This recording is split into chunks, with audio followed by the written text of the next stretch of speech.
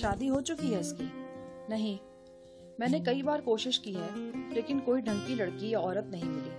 اکثر لوگ تو اس کا چہرہ دیکھ کر اتنے خوفزدہ ہو جاتے ہیں کہ ان کے لیے چائے پینا بھی محال ہو جاتا ہے۔ پہلے پہل پالا سنگھ میں بھی کچھ نخرہ تھا، لیکن اب اس نے اپنے دل کو اپنی صورت کے مطابق ڈھال لیا ہے۔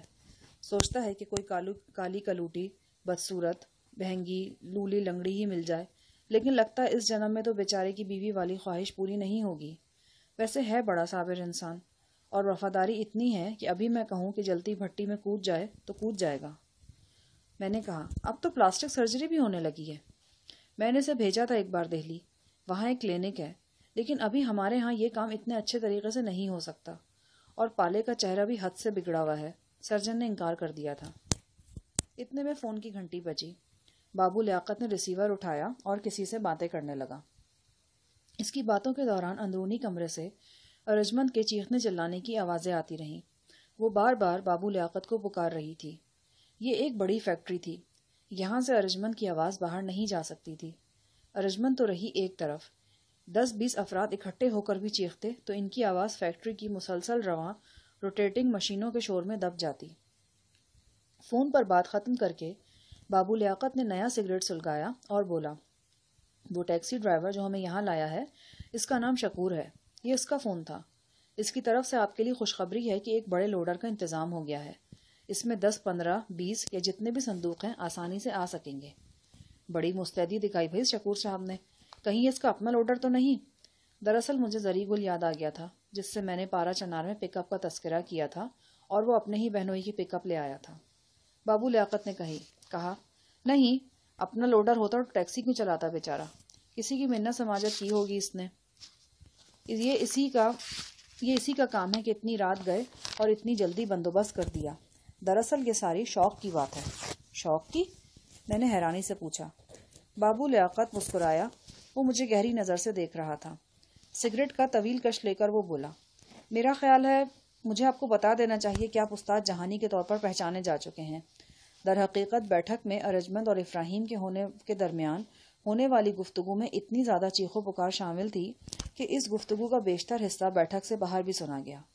اس گفتگو میں افراہیم نے آپ کے بارے میں انکشاف کیا تھا کہ آپ حسانہ نہیں، استاد جہانی ہیں۔ میں نے ذاتی طور پر آپ کا نام نہیں سنا، تاہم میرے کارکنوں میں سے کئی ایک اس نام سے آگاہ ہیں۔ اپنے درمیان آپ کو موجود پا کر وہ خود کو بہت پرجوش محسوس کر رہے ہیں۔ ٹیکسی ڈرائیور شکور بھی ان میں سے ایک ہے۔ وہ آپ کو اس سے پہلے بمبئی میں دیکھ چکا ہے۔ یہ 4-5 سال پہلے کی بات ہے۔ اس کا کہنا اس وقت آپ کچھ زیادہ ہی دبلے پتلے تھے۔ بمبئی کے ریس کورس میں بدنام گنڈے شنکر بھارتی کے چمچوں سے آپ کی زبردست لڑائی ہوئی تھی۔ سرے عام چاقو چلے تھے اور فائرنگ کی گئی تھی۔ شکور صاحب نے مجھے ٹھیک پہچانا ہے، اور جو دیگر افراد مجھ سے محبت کا اظہار کر رہے ہیں، میں ان کا بھی شکر گزار ہوں۔ لیکن ایک بات آپ اچھی طرح سمجھتے ہیں کہ مجھے اس وقت مشہوری کی نہیں بلکہ گمنامی کی ضرورت ہے۔ آپ کے اس مشرقی پنجاب میں میرے ان گنت دشمن ہیں، اور میں فی الحال خود میں اتنی ہمت نہیں پاتا کہ وہ ساری پرانی دشمنیاں تازہ کر سکوں۔ پلیز آپ اپنے کارکنوں کو سمجھائیے کہ یہ بات پھیلائیں مت۔ یقین کریں میں پہلے ہی بری طرح پھنسا ہوں۔ کچھ اور پھنس گیا تو پھر میرے یہ چاہنے والے میرا تماشا دیکھنے میں سب سے آگے ہوں گے۔ بابو لیاقت نے تفہیمی انداز میں سر ہلایا۔ وہ خود بھی ایک جانی پہچانی شخصیت تھا، اور اسے معلوم تھا کہ مشہور ہو جانے کے کیا فائدے اور کیا نقصانات ہوتے ہیں۔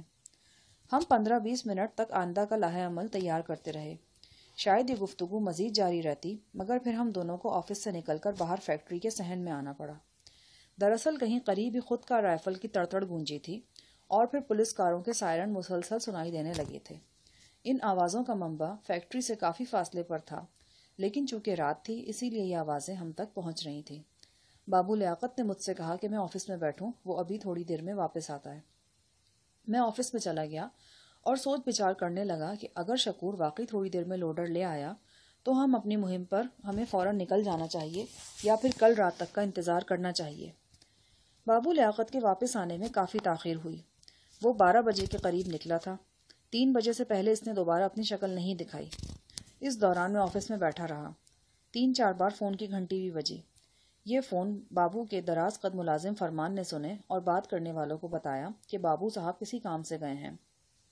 بابو لیاقت واپس آیا تو اس کی آنکھوں میں پریشانی صاف دکھائی دے رہی تھی۔ اس نے انکشاف کیا کہ شہر میں 2-3 جگہ خونریز ہنگامے ہوئے ہیں اور کئی علاقوں میں غیر معینہ مدت کے لیے کرفیو لگا دیا گیا ہے۔ یہ واقعی سنسنی خیز خبر تھی۔ اس خبر کا ایک مطلب یہ بھی تھا کہ اب نہ تو لوڈر اس فیکٹری میں پہنچے گا اور نہ ہم یہاں سے نکل سکیں گے۔ صفدر اور زری گل تک پہنچنے کا معاملہ کچھ دیر کے لیے مؤخر ہوتا نظر آتا تھا۔ میں جس وقت بابو لیاقت سے ملنے اس کی بیٹھک میں جا رہا تھا، میرے وہم و گمان میں بھی نہیں تھا کہ وہاں ہمارے بدترین دشمن اکٹھے ہو جائیں گے اور ایک شخص کے قتل کے سبب پورے شہر میں فساد کی سی کیفیت پیدا ہو۔ اگلے روز سپہر کو 1 گھنٹے کے لیے کرفیو میں وقفہ دیا گیا تھا۔ بابو لیاقت خود تو کہیں نہیں گیا، لیکن اس کے 2 خاص آدمی شہر میں گھوم پھر کر آئے۔ یہ لوگ اشیاء خوردنی کے ساتھ ساتھ ایک اہم خبر بھی لائے تھے۔ انہوں نے بابو لیاقت کو بتایا کہ شہر میں پراسرار لوگوں کی نقل و حرکت ہے۔ بہت سے نامی گرامی چہرے گلی کوچوں میں نظر آ رہے ہیں اور اسٹیشن کے علاقے میں ایک ایسی کار بھی دیکھی گئی ہے جو 7-8 ماہ پہلے تک بمبئی کے بدنام ترین بدماش شنکر کے زیر استعمال تھی۔ اس اطلاع نے میرے بدن میں سنسنی کی لہر دوڑا دی۔ اگر یہ خبر درست تھی تو اس کا مطلب تھا کہ میرا دشمن نمبر 1 کیل کاٹے سے لیس ہو کر فرید کوٹ پہنچ چکا ہے۔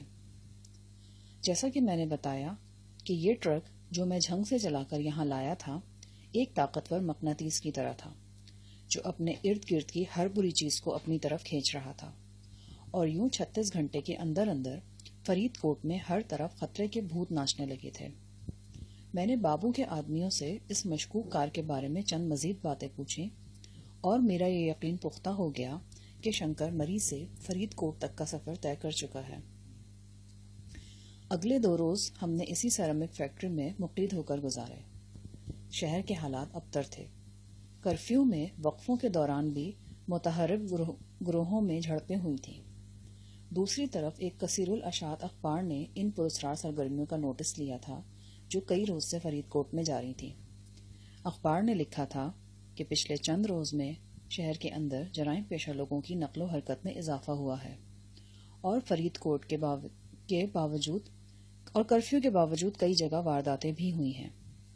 ان 2 دنوں میں ارجمند کا وائیویلا مسلسل جاری تھا۔ میں ابھی تک اس کے سامنے نہیں گیا تھا، لیکن بابو لیاقت کو بہرحال اس کا سامنا کرنا پڑتا تھا۔ وہ کبھی تو بابو لیاقت کو دھمکیاں دیتی اور کبھی منت سماجت پر اتر آتی تھی۔ وہ کسی بھی طرح اور کسی بھی قیمت پر اس 4 دیواری سے باہر نکلنا چاہتی تھی۔ میں اس کے دل پر گزرنے والی قیامت سے آگاہ تھا۔ وہ مدفون دولت جس کی خاطر اس نے وطن چھوڑا تھا، ایک ادھیڑ عمر شخص سے شادی کی تھی اور 2 برس تک جھنگ کے ویرانوں کی خاک چھانی تھی، اب برآمد ہو گئی تھی، لیکن ارجمند کی پہنچ سے دور تھی، اور ارجمند جانتی تھی کہ اب اگر وہ دولت ہاتھ سے نکل گئی تو پھر اس کا کھوج کبھی نہیں ملے گا۔ دوسرے روز شام کو بابو لیاقت نے مجھ سے کہا، وہ جان چکی ہے کہ آپ بھی اس 4 دیواری میں ہیں، وہ آپ سے ملنا چاہتی ہے۔ میں نے کہا، اتنی حسین اور دلکش عورت سے ملنے کو کس کا دل نہیں چاہتا، لیکن میرے خیال میں ملنے کا کوئی فائدہ نہیں۔ آپ کی طرح وہ مجھ پر بھی چیخے چلائے گی اور کہے گی کہ ہم اسے یہاں سے نکالیں، ورنہ وہ اپنے حسن کی بجلیاں گرا کر پورے فرید کوٹ کو بھسم کر دے گی۔ بابو لیاقت نے مسکراتے ہوئے کہا، ممکن ہے اس کے ذہن میں کوئی اور تجویز ہو۔ بابو لیاقت کے اصرار پر میں ارجمند سے ملنے چل پڑا۔ میری دستک پر مفلر پوش پالا سنگھ نے آہنی دروازے کا قفل کھولا اور میں کمرے کی گرل دار کھڑکی کے پاس ارجمند کے سامنے جا کھڑا ہوا۔ اس کے ریشمی بال منتشر تھے اور آنکھیں رجگی سے سرخ ہو رہی تھیں۔ وہ اسی پینٹ جرسی میں تھی جس میں نے اسے 2-3 روز پہلے دیکھا تھا۔ وہ بڑی بے باکی سے مجھے دیکھتی رہی، پھر غیر متوقع طور پر بہت نرم لہجے میں بولی، مجھے پہلے ہی شبہ تھا کہ تم وہ نہیں ہو جو خود کو ظاہر کر رہے ہو۔ ہمیں جان جانا چاہیے تھا کہ کنویں میں اتر کر خطرناک ترین اسلحے کو ہاتھ ڈالنے والا شخص معمولی وارداتیہ نہیں ہے۔ بہرحال تم سے مل کر خوشی ہو استاد جہانی۔ اس نے اپنا سرخ و سفید ہاتھ مسافر کے لیے گرل میں سے باہر نکال دیا۔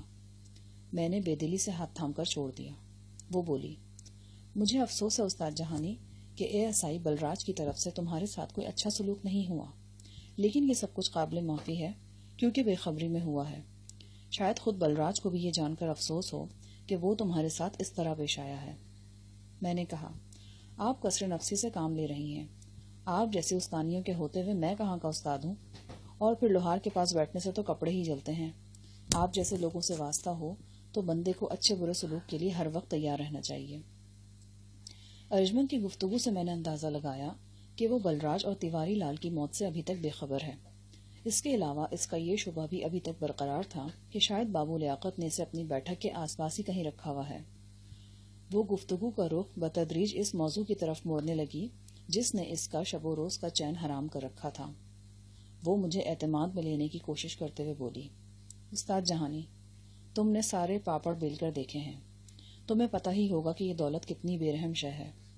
خونی اور قریبی سے قریبی رشتے بھی اس کی کاٹ کے سامنے بے بس نظر آتے ہیں۔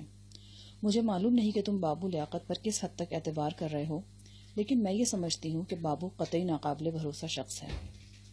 میری ایک بات پتھر پر لکیر ہے، اور اس بات کو یاد رکھنا، بابو لیاقت چپکا نہیں بیٹھا۔ اس نے کرفیو اور افراہیم کا ہوا دکھا کر تمہیں اور مجھے اس چار دیواری میں بند کر رکھا ہے، جبکہ وہ خود اس ٹرک تک پہنچنے کی کوشش کر رہا ہے، بلکہ ہو سکتا ہے کہ پہنچ بھی چکا ہو۔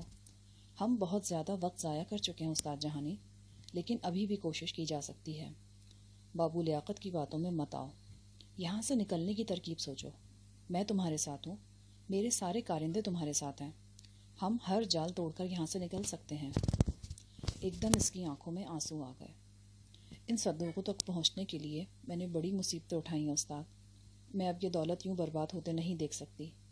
ان صندوقوں پر جتنا حق میرا ہے شاید کسی کا نہ ہو، میں یہ حق تمہارے ساتھ تقسیم کر سکتی ہوں۔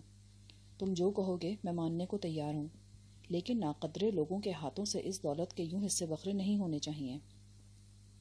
ارجمند کی حالت دیکھ کر ایک لمحے کے لیے مجھے ترس آ گیا۔ طمع اور لالچ کی دھوپ نے اسے جھلسا کر رکھ دیا تھا۔ وہ بے بہا جسم کی مالک ایک خوبصورت عورت تھی، کسی بھی شریف خوشحال شخص سے شادی کر کے اپنی زندگی چین سکون سے گزار سکتی تھی، لیکن دولت کی ہوس نے اسے اندھی خواہشات کی رسی سے باندھ کر کوچا کوچا گھسیٹا تھا۔ میں نے اسے سمجھانے کی کوشش کی کہ بابو لیاقت ابھی تک ایک مخلص شخص ثابت ہوا ہے، اور اس کا یہ بیان 100% درست ہے کہ اس فیکٹری سے باہر حالات ایسے نہیں کہ ہم یہاں سے نکل سکیں۔ میں نے اسے وہ اخبار بھی دکھایا جس میں کرفیو کے بارے میں 2 کالمی خبر چھپی تھی، اور ایک صفحے پر فرید کوٹ میں پراسرار لوگوں کی سرگرمیوں کا ذکر تھا۔ یہ ٹھوس ثبوت دیکھنے کے باوجود ارجمند کی بیکلی میں کسی طرح کی کمی واقع نہیں ہوئی۔ ایک ہیجان سا برپا تھا اس کے اندر، اور اس کی آنکھیں چیخ چیخ کر اس خدشے کا اظہار کر رہی تھیں کہ ہم اس چار دیواری میں قید ہو کر رہ جائیں گے اور فرید کوٹ کے گرد و نواح سے وہ ٹرک غائب کر دیا جائے گا۔ ارجمند کے پاس سے کھسکنے کے لیے نہ جانے مجھے کیا طریقہ اختیار کرنا پڑتا، لیکن پالا سنگھ نے آ کر میری مشکل آسان کر دی۔ اس نے بتایا کہ بابو صاحب مجھے آفس میں بلا رہے ہیں۔ پالا سنگھ کو کھڑکی کے پاس دیکھ کر ارجمند کی آنکھوں میں کراہیت آمیز خوف نمایاں ہو گیا۔ اس نے جلدی سے رخ پھیر لیا، جیسے ڈر رہی ہو کہ کہیں بھولے سے اس کی نگاہ پالا سنگھ کے چہرے پر نہ پڑ جائے۔ وہ تو خیر عورت تھی جو ویسے بھی بڑی نازک مزاج ہوتی ہے، اچھا بھلا جیدار مرد بھی نظر بھر کر پالا کی طرف نہیں دیکھ سکتا تھا۔ 5ویں روز کرفیو میں خاصی نرمی کر دی گئی۔ صبح 7 سے رات 10 بجے تک کرفیو نہیں تھا۔ اس روز شکور احمد بھی لوڈر لے کر فیکٹری میں پہنچ گیا۔ یہ ایک مزدہ چیز تھی جس پر لوکل باڈی بنائی گئی تھی۔ عقبی حصے میں صرف ایک دروازہ تھا جو پیچھے کی جانب کھلتا تھا۔ صندوق رکھنے اور منتقل کرنے کے لیے یہ گاڑی بڑی محفوظ تھی۔ اس انتخاب پر میں نے بے ساختہ شکورے کو شاباشی دی۔ وہ خوشی سے پھول گیا۔ اس رات 9 بجے کے قریب بابو لیاقت بھی فیکٹری آ گیا۔ میرے لیے 2 جوڑے کپڑوں کا انتظام اس نے 2 روز پہلے ہی کر لیا تھا۔ اب وہ کوٹ، چادر اور جوتے وغیرہ بھی لے آیا تھا۔ اس نے بتایا کہ گاندھی اسکوائر میں حالات اب قابو میں ہیں، لیکن کشیدگی بدستور پائی جاتی ہے۔ بابو لیاقت اور شکورے سے صلاح مشورے کے بعد میں نے فیصلہ کیا کہ ٹرک تک پہنچنے کے لیے کل رات کا انتظار کیا جائے۔ اس فیصلے کی بنیاد اس توقع پر تھی کہ شاید کل تک رات کا کرفیو بھی اٹھا لیا جائے اور ہم دن کی روشنی میں خطرہ مول لینے کے بجائے رات کی تاریکی میں اپنا کام کر سکیں۔ لیکن اسی شب ایک ایسا واقعہ رونما ہوا جس نے ہمارا سارا منصوبہ درہم برہم کر دیا، اور ہمیں کرفیو ختم ہوتے ہی فیکٹری سے نکلنا پڑا۔ یہ واقعہ جتنا سنسنی خیز تھا اتنا حیران کن بھی تھا، اور مجھ سے زیادہ یہ بابو لیاقت کے لیے سنسنی خیز اور حیران کن تھا۔ وہ پالا سنگھ کو ایک نہایت دیانتدار اور باوفا ملازم سمجھتا تھا، اور اس کا خیال تھا کہ وہ اپنا تن من دھن اس کے ایک اشارے پر قربان کر سکتا ہے۔ لیکن اس رات پالا سنگھ نے ایک ایسا کام کیا جو کسی بھی طرح اس کی ریپوٹیشن کے مطابق نہیں تھا۔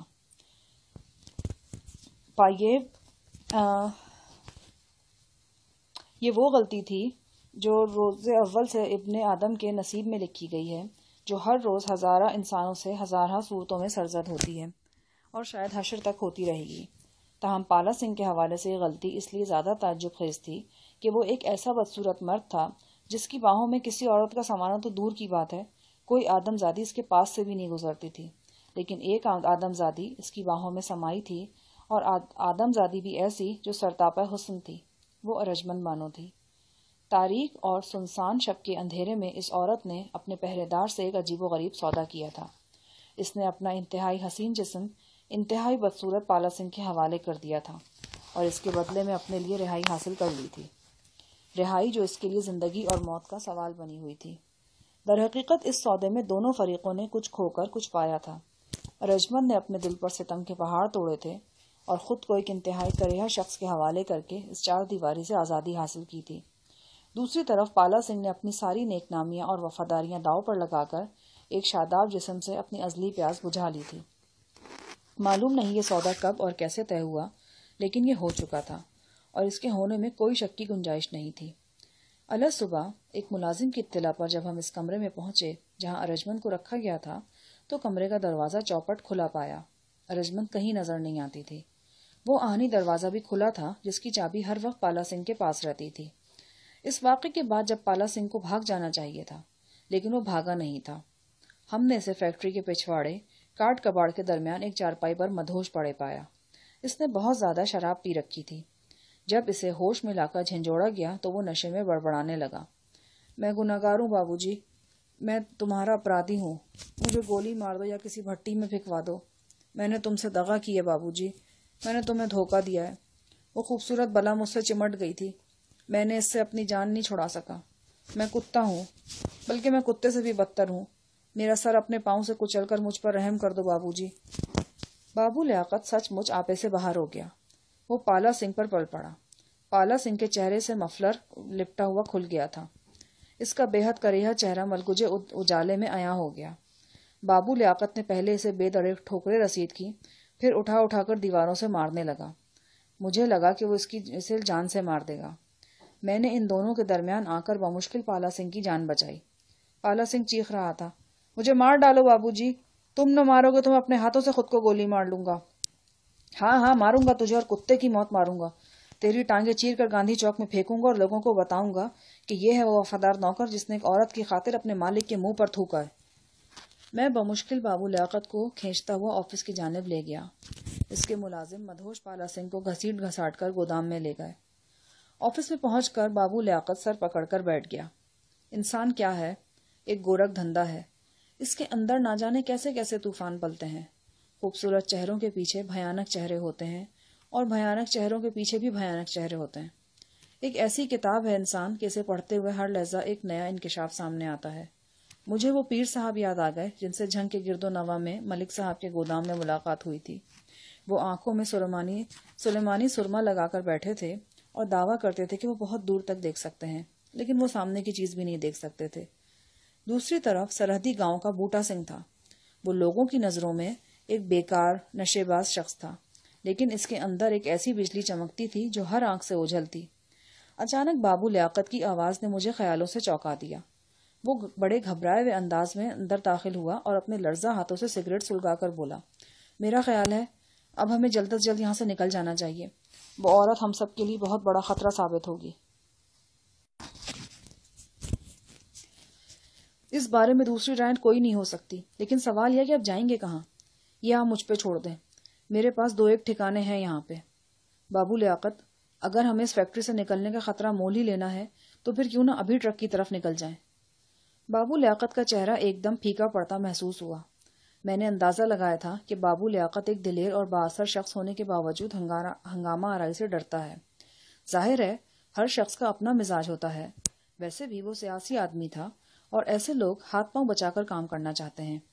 مجھے سخت افسوس ہے لیاقت صاحب کہ میری وجہ سے آپ اس چکر میں پھنس گئے۔ وہ پھیکی ہنسی ہنسا، چکر تو زندگی کے ساتھ ہی ہے جہانی صاحب، مجھے لڑکی کے بھاگنے کا اتنا افسوس نہیں جتنا اس بدکار کی غداری کا ہے۔ بابو لیاقت کا چہرہ غم و اندوہ میں ڈوبتا چلا جا رہا تھا۔ میں نے بات کا رخ بدلتے ہوئے کہا، ایک بات سامنے کی ہے لیاقت صاحب، شہر اس وقت جرائم پیشہ لوگوں کی آماج گاہ بنا ہوا ہے۔ افراہیم اور ارجمند کے آدمی تو یقینی طور پر شہر میں پھیلے ہوئے ہیں، ان کے علاوہ بھی نہ جانے کون کون گھات لگائے بیٹھا ہے۔ اس سے پہلے کہ یہ لوگ صرف میری تلاش میں تھے، لیکن اب ارجمند بانو کے فرار کے بعد آپ بھی مطلوبہ فرد بن گئے ہیں۔ بہتر ہے کہ ہم دونوں خود کو ایک ساتھ خطرے میں نہ ڈالیں۔ اگر آپ مجھ پر بھروسہ کر سکتے ہیں تو لوڈر کی چابی مجھے دے دیجیے، میں اپنے ساتھ شکور کو لے جاتا ہوں، یا کوئی دوسرا آدمی جسے آپ مناسب سمجھے میرے ساتھ بھیج دیں۔ آپ نے جو ٹھکانہ ذہن میں سوچ رکھا ہے ہمیں بتا دیں، ہم رات کو صندوق لے کر وہاں پہنچ جائیں گے۔ وہ ٹھکانہ شہر میں نہیں، گاؤں میں ہے، بالکل سرحد کے پاس، اور جب تک میں آپ کے ساتھ نہیں ہوں گا آپ وہاں نہیں پہنچ پائیں گے۔ وہ کچھ دیر سوچتا رہا، پھر نہ جانے اس کے دل میں کیا آئی، وہ بولا، ٹھیک ہے، آپ شکور کے ساتھ لوڈر پر روانہ ہو، میں شکور کو سمجھا دیتا ہوں، وہ چونکی کے پاس کچھ دیر کے لیے رک جائے گا، میں وہیں پر آپ لوگوں سے آن ملوں گا۔ ٹھیک ہے، جیسے آپ مناسب سمجھیں۔ میں نے کپڑے بدل لیے تھے، سر پر گرم ٹوپی تھی، ٹوپی کے اوپر سے مفلر لپیٹ کر میں نے اپنا چہرہ کافی حد تک چھپا لیا تھا۔ ماؤزر کی 15-20 گولیاں مجھے اور مل گئی تھیں، خنجر شروع سے میری پنڈلی کے ساتھ تھا، اب میں پوری طرح مسلح تھا۔ تھوڑی دیر بعد میں اور شکور مزدہ لوڈر پر سوار فیکٹری کے مین گیٹ سے باہر نکل رہے تھے۔ شکور ڈرائیونگ سیٹ پر تھا، جبکہ میں لوڈر کے عقبی حصے میں چھپ چھپا کر بیٹھا تھا۔ لوڈر کی رنگ دار شیشے والی کھڑکی میں سے میں نے نئے دن کا سورج طلوع ہوتے دیکھا، وہ سورج جو فرید کوٹ پر طلوع ہو رہا تھا، اور ان تمام خطرناک لوگوں پر بھی جو فرید کوٹ کے گلی کوچوں میں پھیلے ہوئے تھے اور ایک ٹرک کی تلاش میں ہلکان ہو رہے تھے۔ فیکٹری سے نکلتے ہی مجھے محسوس ہوا کہ میں کسی محفوظ مورچے سے نکل کر کھلے میدان میں آ گیا ہوں۔ ابھی کسی رائفل یا پستول کی نال سے کوئی گولی فائر ہوگی اور میری طرف روانہ ہو جائے گی۔ میرے رگو پے میں میٹھا میٹھا درد ہونے لگا۔ یہ درد میرا پرانا ساتھی تھا۔ جب ہتھیار تولے جاتے تھے، جب موت کے سائے پھیلتے تھے، جب فضاؤں میں خطرہ سنسناتا تھا، تو میرے بدن میں یہ درد آپ و آپ جاگ اٹھتا تھا۔ یہ وہی درد تھا جو اپنے والدین کی موت پر مجھے تحفے میں ملا تھا اور جس نے مجھے شاہ جہان سے جہانی استاد بنا دیا تھا۔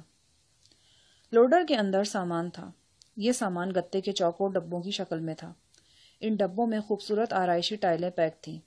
میں ڈبوں کے انبار کے اندر ہی چھپ چھپا کر بیٹھا تھا۔ تازہ اخبار میرے سامنے تھا۔ ایک خبر پر آ کر میری نظر ٹھہر گئی۔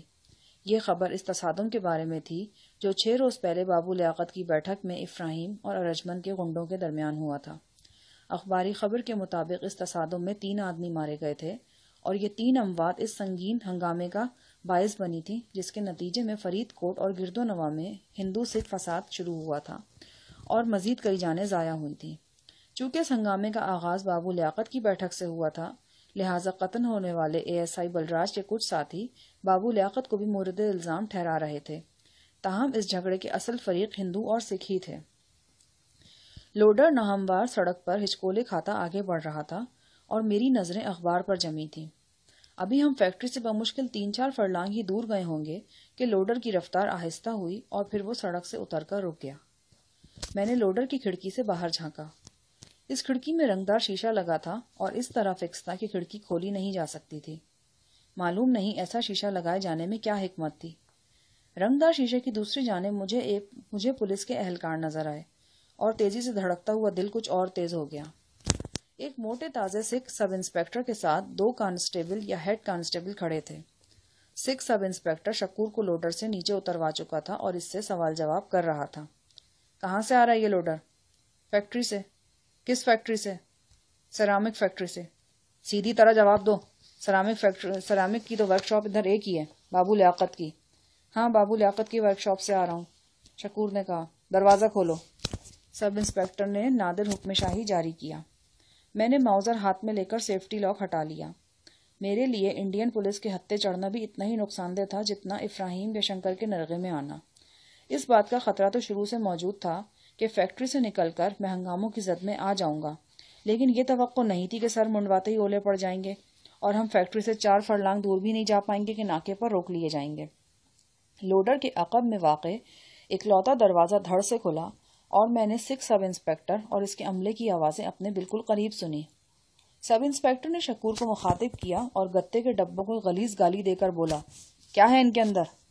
غسل خانے کی ٹائلیں ہیں جی، مارکیٹ پہنچانی ہیں۔ سب انسپیکٹر نے ایک زوردار آواز سے دروازہ بند کیا۔ کچھ خبر بھی ہے تجھے کدھر چلا جا رہا ہے؟ آگے جلوس نکلا ہے، ہنگامہ ہو رہا ہے، گاڑی کو آگ لگوا کر خود بھی مارا جائے گا۔ اگر فسادیوں کو پتہ چل گیا کہ یہ لوڈر بابو لیاقت کی فیکٹری سے آیا ہے تو وہ تجھے بھی لوڈر کے ساتھ جلا دیں گے۔ چل واپس موڑ اپنے سبے کو، جلدی کر، بس 1 سیکنڈ لگا، جلوس کے سامنے والے موڑ تک پہنچ چکا ہوگا، وہ دیکھ ٹائروں کا دھواں۔ شکور نے پسو پیٹ سے کام لینا چاہا، لیکن سب انسپیکٹر نے اس پر گالیوں کی بارش کر دی اور دھکیل دھکار کر اس کو ڈرائیونگ سیٹ پر بٹھا دیا۔ چل اسٹارٹ کر اپنی ماں کے قسم کو۔ پھر وہ چلا کر ایک حوالدار سے مخاطب ہوا، انت سنگھ، اس کو جیپ کے آگے لگا کر یاسین صاحب کی کوٹھی میں لے چلو، جب تک جلوس آگے نہ نکل جائے اس کو باہر مت نکلنے دینا۔